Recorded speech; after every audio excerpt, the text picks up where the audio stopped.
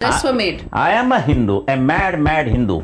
माझ्या हिंदू बांधवांनो भगिनींनो मातानो, मैं आपको अभी ताज़ा उदाहरण देता हूं। जब 6 दिसंबर को अयोध्या में बाबरी मस्जिद का ढांचा गिराया गया तो शिवसेना ने सबसे आगे जाकर के झंडा गाड़ दिया, हमने गिराया, और उसको बड़े गौरव से उसको ओन किया। गौरव तो है ही, बिल्कुल, इसमें कोई शर्म की बात नहीं है। मैंने तो कहा दिया, साफ कह दिया। आप ये मानते हैं ये बाबरी मस्जिद गिराने दी गई है, इसके नीचे हमारा जो टेम्पल था, मंदिर था राम का, वो हमने ऊपर लाया। वो जो ढांचा था वो मंदिर था क्या मस्जिद था? और ढांचा में तो काफी चीजें ऐसी थी कि हमारे हिंदू की संस्कृति इसमें डर गई थी, छुपी गई थी। जो गिराया वो मंदिर था या मस्जिद था बाला साहब? मैं तो गया नहीं था। और जब बम फटते हैं उसके बाद में जो राइट होते हैं उसमें शिवसेना का हाथ रहता है? हाथ में पांव रहता है। कम्युनल पैशन को बढ़ाना, कम्युनल पैशन जिसमें लोगों की जान जाए, खून बहे, आखिर हिंदू मरे मुसलमान मरे, खून तो इंसान का बहता है।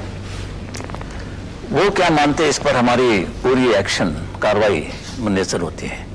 तो आप रिएक्शनरी हम हैं? क्या मार खाते रहेंगे? बम फटने के बाद हम क्या हाथ जोड़ेंगे, भाई क्या आवाज था, ये करें हम? ऐसे बम तो हमने कभी देखे नहीं, दिवाली में भी नहीं। बहुत अच्छा आवाज था। भरने जाने की बात छोड़ दीजिए, हमने तो बम नहीं फटाए। हमने की जो बात हो रही है, दंगा फसाद होता है, हम नहीं उतरते तो हिंदू मारे जाते। ये सच है, ये मैं नहीं कह रहा हूं, लोगों, आम लोगों को ही है, पूछो। लेकिन उस सारे से जो टेरर का, आतंक का जो वातावरण खड़ा हो जाता है उसका? ऐसे परिस्थिति में टेरर होना ही चाहिए। नहीं टेरर होता तो खा जाते, पूरे के पूरे खा जाते।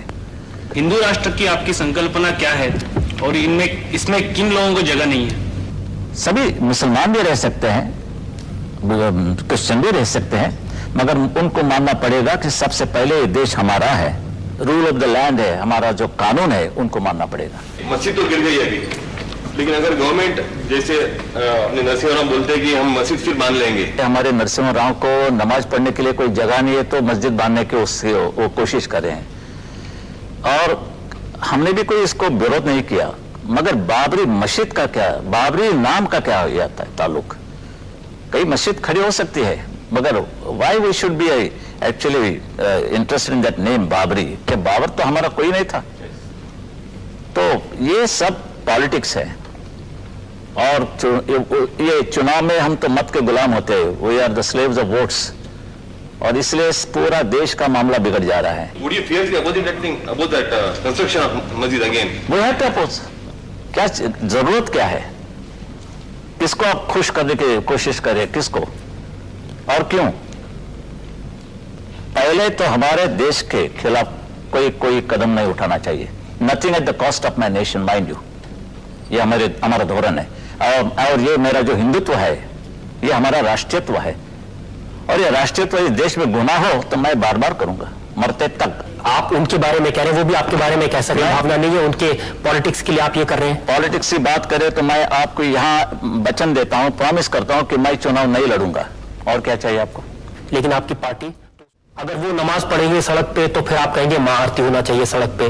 वो कहेंगे कि पाकिस्तान डे सेलिब्रेशन में कोई जाएगा तो उसके खिलाफ आंदोलन करेंगे।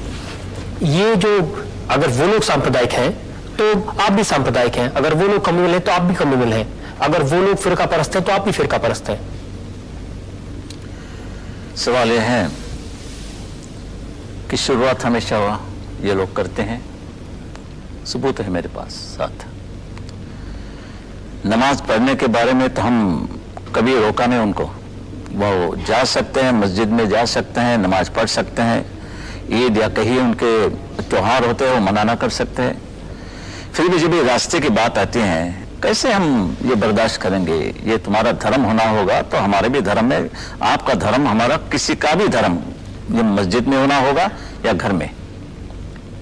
ये ऐसी कोई चीज नहीं है कि धर्म ये नहीं सिखाता कि भाई चलो लोगों को तकलीफ दो।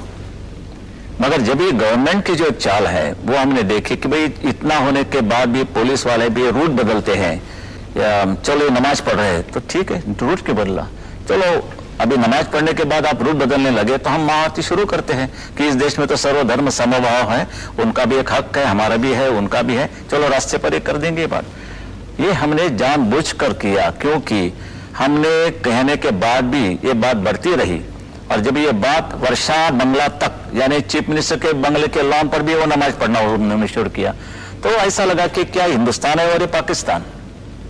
पाकिस्तान में भी इतनी उनकी फ्रीडम नहीं मिलती जो हमारे देश में मिलती है। इसको कहते हैं ना बाला साहब, रिएक्शनरी होना, प्रतिक्रियावादी। अगर वो नमाज पढ़ेंगे तो हम महाआरती करेंगे। नहीं, ये सवाल नहीं, ये पैम्परिंग जो चल रहा है इन लोगों का, वो हम नहीं। You must accept the rule of the land, यानी जो कानून है, जो संविधान मानना पड़ेगा, हमें भी मानना पड़ेगा, हम भी मानते हैं और उनको भी मानना पड़ेगा। ये जो बाबरी मस्जिद का ढांचा गिराया गया, ये कानून मानकर गिराया गया, सुप्रीम कोर्ट का ऑर्डर था। सुप्रीम कोर्ट छोड़ दीजिए, वो कोर्ट नहीं ना मानता। उन्होंने क्या कहा था?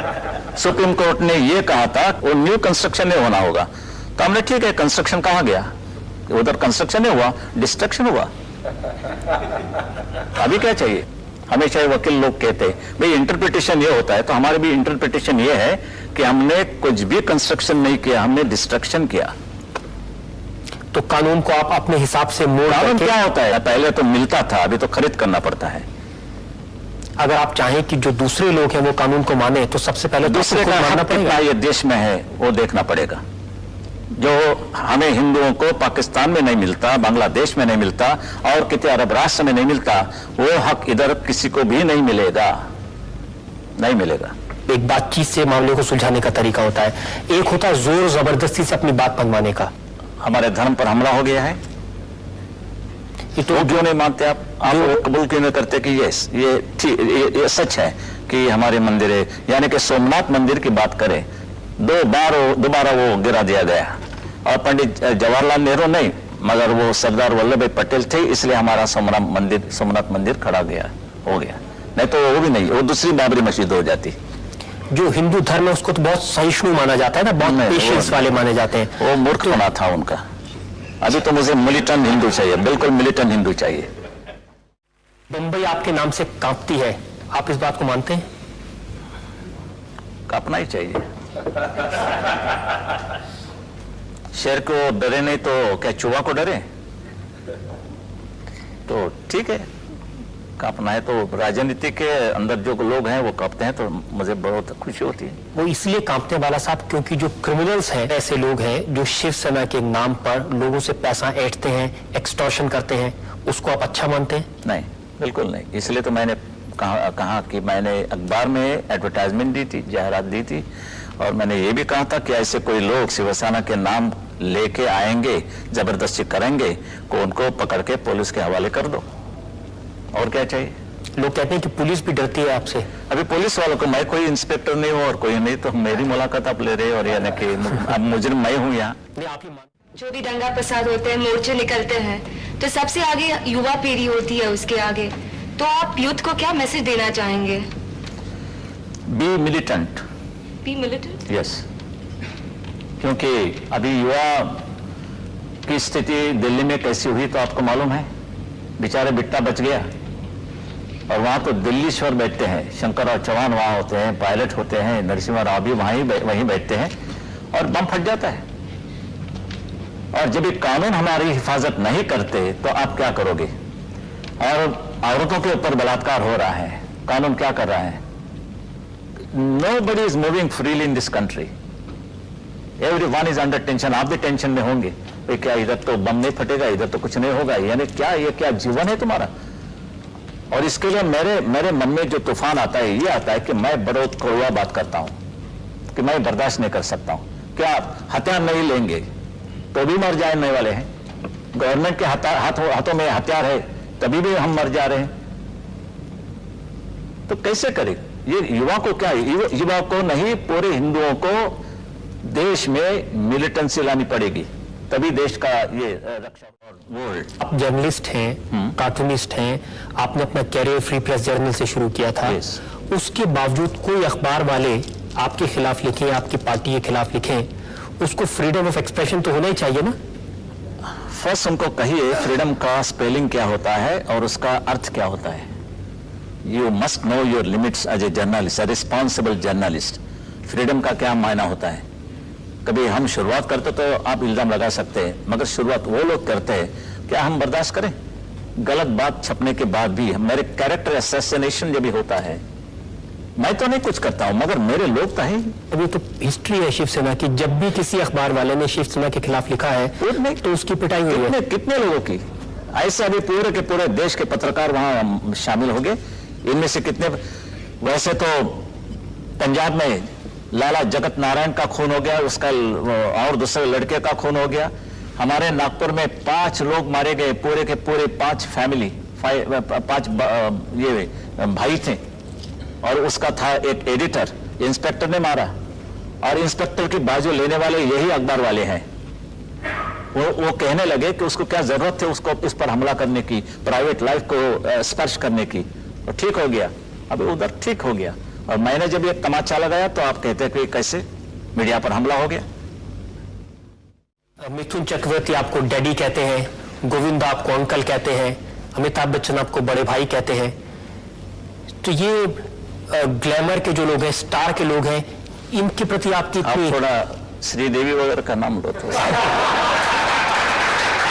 और मैं चाहता हूँ मुझे अंकल नहीं कहें। लोग जानना चाहते हैं श्रीदेवी आपको क्या कहती हैं।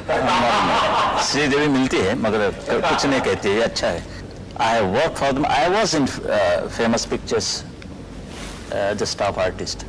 पुरानी बात है, 45-46 की बात है।